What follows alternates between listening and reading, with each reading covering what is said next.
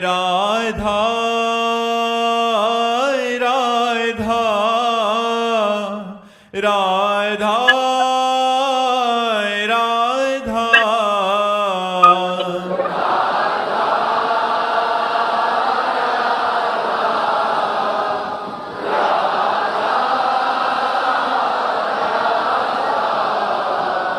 राधा राधा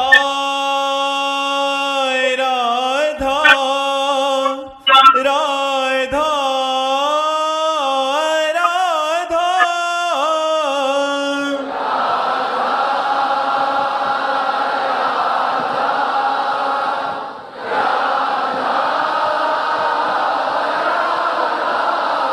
हाय राधा राधा राधा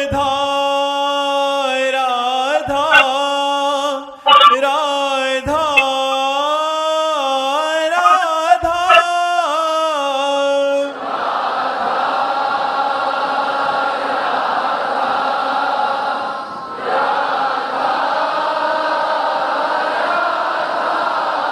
हाय राधा राधा राधा राधा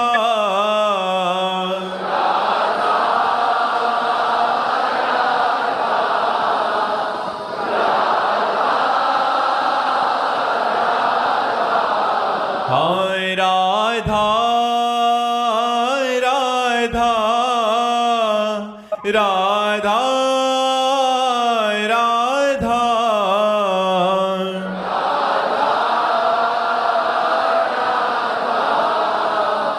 राधा राधा श्री राधा वल्लभ लाल की समस्त संत हरि भक्तन की श्री वृंदावन धाम की सतगुरुदेव भगवान की। गोविंद उपाध्याय जी मुंबई से। राधे राधे महाराज जी। महाराज जी, मैं आपकी तरह दृढ़ संकल्पवान कैसे बन सकता हूं कि जब आप घर से निकले थे तब भी आपका भगवान को पाने का लक्ष्य था और आज भी है। महाराज जी, हम ऐसे युवा लोग संकल्प तो बनाते हैं बट कुछ समय बाद दूसरा संकल्प हो जाता है, फिर तीसरा। जैसे सत्संग सुना तो भगवत प्राप्ति का उद्देश्य आया, कहीं धन कमाने की इच्छा की बात सुनी तो धन कमाने का आया, कभी ऐसा कभी ऐसा। तो महाराज जी, एक संकल्प की केवल और केवल श्री जी की प्राप्ति और भगवान की प्राप्ति हो जाए इसी जन्म में, ऐसा संकल्प कैसे दृढ़ कर? इसमें प्रधान नींव है जो आजकल है नहीं, ब्रह्मचर्य। ब्रह्मचर्य ब्रह्मचर्य में बहुत बड़ी सामर्थ्य है।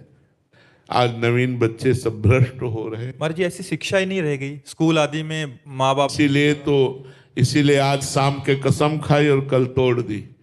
और ब्रह्मचर्य में होता है कि जो संकल्प किया उसके निर्वाह की उसमें ताकत होती है। ब्रह्मचर्य शारीरिक बल को नहीं कहते, आध्यात्मिक बल को कहते हैं। शारीरिक बलवान हो सकता है लेकिन आध्यात्मिक बल से ही संकल्प दृढ़ होता है। आध्यात्मिक बल के लिए ब्रह्मचर्य अति आवश्यक है, जिसकी बहुत हानि है, बहुत घाटा है। आज ब्रह्मचर्य शब्द से ही लोग परिचय नहीं बनाना चाहते। पहले गुरुकुल में विद्यार्थियों को ब्रह्मचर्य ही व्रत सिखाया जाता था। ब्रह्मचर्य व्रत के द्वारा ही वो दो मार्गों का अनुसरण करते थे, एक ब्रह्मचर्य से नैष्ठिक ब्रह्मचर्य संन्यास और एक ब्रह्मचर्य से गृहस्थ धर्म होते हुए फिर वानप्रस्थ संन्यास। लक्ष्य दोनों का संन्यास ही बनता था अंतिम में। तो ब्रह्मचर्य, तो अब ब्रह्मचर्य के बिना दृढ़ संकल्प होना, निष्ठा होना, भजन होना बड़ा कठिन है। तो हमें लगता है बच्चा नाम जप करो, शास्त्रों का स्वाध्याय करो, सत्संग करो, आचरणों को शुद्ध करो, पवित्र करो। पहले इन आचरणों को तो पवित्र करो, जो धार्मिक आचरणों में तो आओ, फिर धीरे धीरे धीरे। कै साल के हो? 23 साल। 23 साल में तो धुआं मचा हुआ था, हमारे जीवन में धुआं मचा हुआ था। कई कई दिन तक भोजन नहीं, रात दिन निरंतर मंत्राकार वृत्ति और घाटों में पड़े रहना। प्रेमानंद बनना यार तो बड़ा कठिन है। हाँ, अब हमारे जैसा भेष बना लो तो बात अलग है, लेकिन प्रेमानंद बनना बहुत कठिन, बहुत बहुत महाराज जी बहुत कठिन जीवन रहा है। बहुत कसौटी से लाए गए हैं, बहुत कसौटी से लाए गए हैं। अब तो क्या है, अब तो अंतिम फिल्म का अंतिम सीन चल रहा है, ये तो भागवतिक बल से चल रहा है, लेकिन बहुत कसौटी हुई है, बहुत कसौटी हुई है। काशी के घाटों में जाकर जहाँ भिखारी बैठते हैं, वहां जब बैठते थे तो कोई इतना सतुआ दे देता, कोई एक पीस बर्फी दे देता, उसी से 24 घंटे पार होते। एक बार 24 घंटे में 80 घाट में भिखारियों की लाइन में लगते थे जाके, और ये नियम था, पैसा लेंगे नहीं और किसी आश्रम में जाकर भोजन करेंगे नहीं। नहीं तो काशी में अन्नपूर्णा का राज्य है, वहाँ तो 8 पहर भोजन मिलता है मारवाड़ी क्षेत्र में, लेकिन कभी नियम था कि कहीं जाएंगे नहीं, आकाश वृत्ति से जो हमें मिलेगा वही हम पाएंगे।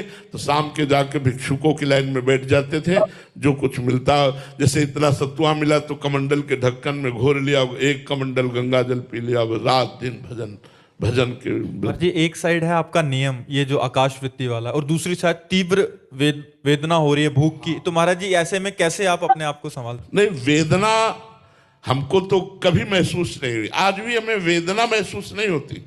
हमारे शरीर में दर्द है, कई तरह की परेशानियां हैं, लेकिन गुरु कृपा से हमें कोई परेशानी नहीं। महाराज जी आज तो हम समझ सकते हैं कि आपकी साधना ऐसे ही कल हमारी लगन थी, जो कल का जीवन था वो लगन का जीवन था कि मुझे कैसे ब्रह्मबोध हो, कैसे ब्रह्म, मैं शरीर नहीं हूं, ये भूख प्राणों का धर्म है, मेरा धर्म नहीं है।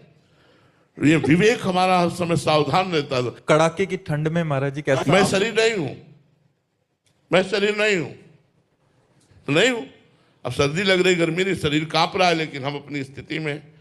तो अब कठिन मार्ग तो है, और उसी कठिनता का आज आपको सुख मिल रहा है, आपको जो लाभ मिल रहा है उसी कठिनता का मिल रहा है। अगर इस जीवन को कसा ना गया होता तो आपको ये लाभ ना मिलता। आज जो हमारे भारत में लोगों को सुख मिल रहा है, परिवर्तन हो रहा है, लोग अध्यात्म की तरफ कृपा करके चल रहे हैं, ये सब उसी कठिनता का फल भगवान मुझे दे रहे हैं कि हमारी वाणी का प्रभाव पड़ रहा है। अगर वाणी का प्रभाव ना पड़े तो क्या फायदा प्रवचन का, क्या फायदा साधु वेश हमारे धारण करने का। तो हमें भगवान उसका फल दे रहे हैं कि हमारे भारतवासी अध्यात्म की तरफ चल रहे हैं, बुरे आचरणों को त्याग रहे हैं, अधिक से अधिक मात्रा में भगवान नाम उच्चारण कर रहे हैं, ये उसका हमको फल मिला है। महाराज जी शास्त्रों में और भक्त चरित्र आदि में तो वर्णन मिलता है, और आपके जीवन में भी देखने को मिला। महाराज जी आगे आने वाले समय में ऐसा कठिन साधन हो पाए? हाँ, इसीलिए कलयुग बढ़ेगा, इसीलिए भ्रष्टाचार बढ़ेगा। जैसे जैसे जो पहले संत थे बहुत कम रह गए हैं, अब संत आजीवन निरंतर भजन परायण, ऐसे भगवान के प्रेमी महात्मा तो बहुत कम मिलेंगे। और जो पहले थे वो अब नहीं है, जो अब हैं वो आगे नहीं मिलेंगे, क्योंकि पहले मोबाइल नहीं था। अब हम लोगों ने जीवन में मोबाइल नहीं रखा, आज भी नहीं है।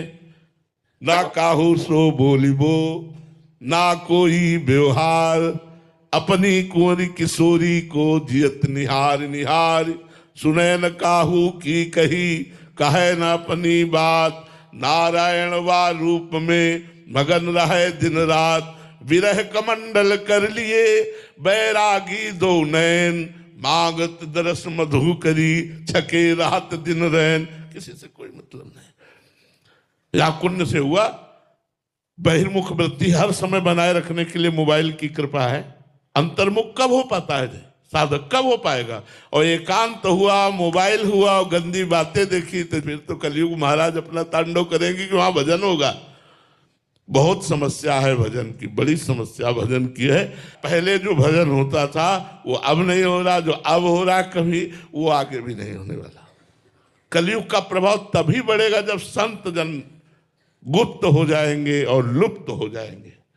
संत जन जब देखेंगे हमारी बात नहीं मानी जाती तो गुप्त हो जाएंगे, और अच्छे संत सच्चे संत लुप्त हो जाएंगे। तब कलिकाल अपना झंडा गाड़ सकता है। अभी कैसे गाड़ सकता है? अभी भगवान नाम की जय, भगवत कथा की जय, भगवत वार्ता की जय, जो सनातन की जय जय बोली जा रही है, तो कलयुग थर्रा के इधर उधर कोनों में छुपा हुआ है। और जहाँ बड़े बड़े उद्भट वीर परमार्थ के अध्यात्म के अंतर ध्यान हो गए, तब उसका झंडा झूमेगा। भाव भ्रष्टाचारा सब संसारा, धर्म सुने नहीं काना, कलिकाल बिहाल किए मनुजा ने माने को अनुजा तनुजा। अभी तो संतों की कृपा, एक से एक संत भगवान है जो जगत में भगवत नाम कीर्तन, भगवत कथा, भगवत विस्तार कर रहे हैं। आगे समय बड़ा कठिन आने वाला है। अभी तो 5,000 के ऊपर ही कुछ वर्ष हुए होंगे और 4,32,000 वर्ष की आयु कलयुग की है। अभी तो 32 नहीं पार हुए। आने दो इसका, ये तो बड़ा तांडव करेगा, सब मामला गड़बड़ हो जाएगा। इसीलिए जल्दी जल्दी भजन करके अपना उद्धार कर लो, नहीं आगे ऐसा समय आएगा कैंसर कभी किसी के सुनने में, पूरे प्रांत में किसी एक आदि के, अब कैंसर ऐसे सुनने में आ रहा है जैसे जुखाम बुखार, जैसे जुखाम बुखार ऐसे कैंसर, और कैंसर सीधे सीधे 4था स्टेज। ये क्या है? ये कलयुग का ही तो प्रसाद है। जवान शरीर है, ब्लड प्रेशर हाई, लो, शुगर 500, ये सब क्या है? कलयुग का प्रभाव जर्जर कर देगा, रोग से जर्जर कर देगा, भोगों की कामनाओं से। न शरीर स्वस्थ है, न मन स्वस्थ है, कैसे भजन हो? भजन नहीं होगा, नरक जाओगे। कलयुग का प्रभाव तभी रुक सकता है जब संत है, भगवत कथा है, भगवान नाम कीर्तन है, भगवान नाम है। और जहां ये जितना गुप्त होता जाएगा, लुप्त होता जाएगा, उतने कलयुग का प्रभाव बढ़ता चला जाएगा। सारिका जी गंगानगर से, राधे राधे महाराज जी। महाराज जी, प्रयागराज वाले मामा जी की सियाराम जी के प्रति और श्री हरिराम व्यास जी महाराज जी की प्रियाजू के प्रति जो स्थिति आती है कि काहू के बल भजन को काहू के आचार, व्यास भरोसे कुंवरी के सोवत पाव पसार। महाराज जी, इस स्थिति को प्राप्त करने का मुख्य साधन क्या है? दूरादपाश स्वजनान सुखमर्थ कोटिम सर्वेषु साधन वरेषु चिरम निरासः वर्षंतमेव सहजाद्भुत सौख्य धाराम श्री राधिका चरण रेणु महम स्मरामि। जो अपने पारिवारिक संबंधों की संपूर्ण ममता का त्याग कर देता है। राम जी ने अपने श्री मुख से रामचरितमानस में कहा, जननी जनक बंधु सुतदारा तनु धनु धाम सुहृद परिवारा सबकी ममता ताग बटोरी मम पद मन ही बांध बर डोरी। दूरादपास स्वजनान, जो स्वजन संबंधी शब्द में कोई हमारा नहीं है, केवल प्रिया प्रीतम। जैसे प्रयागदास मामा जी ने सियाजू को केवल अपनी बहन, राम जी को जीजा माना, तो पूर्ण रूप से इसी आसक्ति में बंध गए और माँ का भी प्यार त्याग करके अयोध्या के लिए चल पड़े। मैं अपनी जीजी से मिलूंगा, अपने जीजा से मिलूंगा। मेरी जीजी राम पत्नी है, प्रिया है, राम प्रिया है, जानकी जी है, मेरे जीजा राम जी हैं। बस इसी भाव में मगन हो गए। हरिराम व्यास जी मेरी स्वामिनी, किशोरी मोहे अपनी कर लीजै और दिए कछु भावत नाही वृंदावन रज दीजै। किशोरी मोहे अपनी कर लीजै, खग मृग पशु पंछी जेया बन के चरण शरण रख लीजै। व्यास स्वामिनी की छवि निरखूं महल टहलनी कीजै। किशोरी मोहे अपनी कर लीजै और दिए कछु भावत नाही श्री वृंदावन रज दीजै। हरिराम व्यास जी केवल किशोरी जी की खवासी, किशोरी जी की दास्ता, अन्य कोई अंदर भाव नहीं, किसी से कोई संबंध नहीं, परिवार होते हुए भी परिवार से संबंध नहीं, केवल लाडली जी से। जैसे मीरा जी, मेरे तो गिरधर गोपाल दूसरो न कोई। ये दूसरो शब्द ठीक हो जाए तो ये स्थिति आ जाए। अभी दूसरा कोई है, हमारा शरीर भी दूसरा है। अगर अपने शरीर में राग है तो भी ये ठसक नहीं आएगी। जब पांचों भूले देह शुद्धि थे वचन मिथुन मुख निसरत सुन सुन देह दशा किन भूलो। जब अपने देह से लेकर देह संबंधी भोग और देह संबंधी रिश्ते नाते ये सब भगवान के चरणों में समर्पित होकर विस्मृत हो जाए। आई ब्रजनारी सुनत बंसी रो गृहपति बंद विसारे दर्शन मदन गोपाल मनोहर मनसिज ताप निवारे।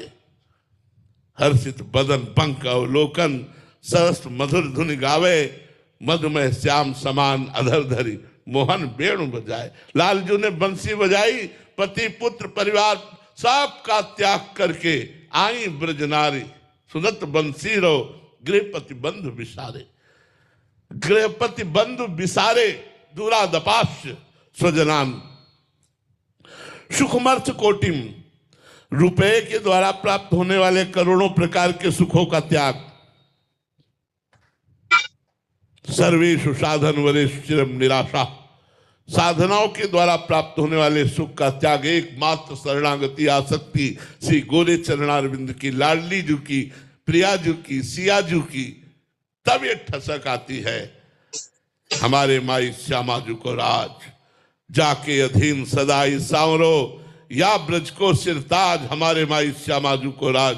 तब आता है काहू के बल भजन को, काहू के आचार, व्यास भरोसे कुंवर के सोवत पांव पसार। तब ये ठसक आती है जब परिवार के संबंधियों के राग का त्याग, शरीर के राग का त्याग अर्थात शरीर संबंधी भोगों के राग का त्याग, साधनाओं के द्वारा प्राप्त मोक्ष आदि सुखों का भी त्याग, तभी अनुराग होता है। दीयमानम न गृह्णन्ति बिना मत सेवनम जना, केवल हमें अपने आराध्य देव की प्रीति चाहिए, आसक्ति चाहिए, ये तब बात बनती है, तब आती है। इसलिए निरंतर नाम जप करो, शास्त्र स्वाध्याय करो, सत्संग करो, तो हमारे भावधारा इस जगत से ऊपर उठे, अध्यात्म की ओर बढ़े। सुधांशु जी बिहार से, राधे राधे महाराज जी। महाराज जी, यूट्यूब के माध्यम से आपके सत्संग में सुना कि संत मिलना बहुत ही दुर्लभ है। महाराज जी, मिलना का शब्दार्थ आपका क्या है? संत दर्शन या उनका संग? सानिध्य। दर्शन भी संत दृश्य जिम पातक तरही, संतों के दर्शन मात्र से पाप का नाश होता है। लेकिन बड़े भाग्यशाली वो हैं जो उनके समीप बैठकर उनकी आज्ञा उपदेश का पालन करना। महासंगस्त दुर्लभ हो, महापुरुषों का संग दुर्लभ है, अगम्यो, निर्वाह करना बड़ा कठिन है। अगर उनकी आज्ञा का निर्वाह कर ले गए तो अमोघस्त निश्चित भगवत प्राप्ति हो जाएगी। भगवान से प्रार्थना करें कि मुझे सच्चे संतों का संग दे दे, मुझे सत्संग मिल जाए। उमा संत समागम शम न लाभ कछुआन। भगवान शंकर जी पार्वती जी से कहते हैं, उमा संत समागम मिल गया तो इससे बड़ा कोई लाभ नहीं है। उमा संत समागम शम न लाभ कछुआन। क्योंकि संत समागम में पता नहीं कौन सा शब्द हमारे जीवन में ऐसा उतरे जो हमारा कल्याण कर दे, हमारा मंगल कर दे, संसार के भोगों से वैराग्य हो जाए। ये संतों का संग का लाभ है कि हम उनकी आज्ञा और उपदेश पर चले, यही सत्संग का लाभ है।